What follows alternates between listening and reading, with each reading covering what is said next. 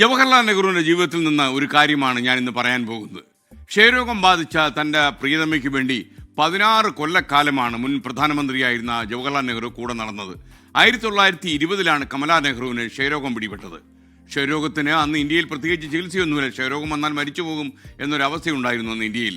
നല്ല ഭക്ഷണം നൽകുക, ശുദ്ധമായി ലഭിക്കുന്ന ഉയരം കൂടിയ പ്രദേശങ്ങൾ താമസിക്കുക എന്നീ നിർദ്ദേശങ്ങൾ മാത്രമായിരുന്നു അന്ന് ഡോക്ടേഴ്സ് രോഗികൾക്ക് നൽകിയിരുന്നത്. അങ്ങനെ നെഹ്റു ഭാര്യ കമലയുമായി മുസൂറിയിലെ മലമുകളിൽ മലമുകളിൽ പോയി താമസിച്ചു. അവിടെ മലമുകളിൽ ഉണ്ടായിരുന്ന ഒരു സാനിറ്റോറിയത്തിലേക്കാണ് അദ്ദേഹം യാത്ര പോയത്. അവിടെ ചെന്നിട്ടും രോഗമൊന്നും ഭേദമായില്ല.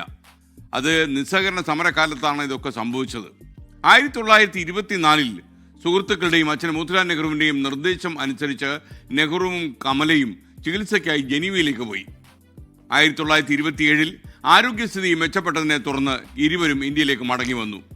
അതിനുശേഷം രോഗത്തിൻ്റെ അവശതകൾക്കിടയിലും കമല ഗാന്ധിജി പ്രഖ്യാപിച്ച നിയമലംഘന സമരത്തിൻ്റെ ഭാഗമായി ബ്രിട്ടീഷ് പോലീസ് കമലയെ അറസ്റ്റ് ചെയ്തു, അവരെ ജയിലിലടച്ചു. എന്താകും കമലയുടെ ആരോഗ്യസ്ഥിതി? ക്ഷയരോഗബാധിതയായ കമലയ്ക്ക് ജയിലിൽ ഒരു പരിചരണവും ലഭിക്കില്ല. നെഹ്റുവിന് വല്ലാത്ത ആശങ്കയായി. എന്നാൽ ആരോഗ്യത്തോടെ ഒരിക്കൽ കമല പുറത്തു വന്നു.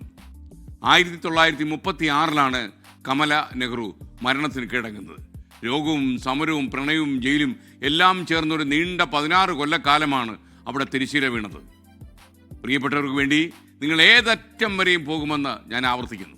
ഏതറ്റം വരെയും പോകുമെന്നതിന് നെഹ്റുവിനേക്കാൾ വലിയൊരു ഉദാഹരണം ഇന്ത്യൻ ചരിത്രത്തിലില്ല. നമ്മുടെ പ്രിയപ്പെട്ട ആർക്കെങ്കിലും എന്തെങ്കിലും വന്നാൽ അവസാനം വരെ അവർക്കൊപ്പം നിൽക്കുക എന്ന് പറയുന്ന നല്ല മാതൃക നെഹ്റുവിൽ നിന്ന് നമ്മൾ സ്വീകരിക്കുക.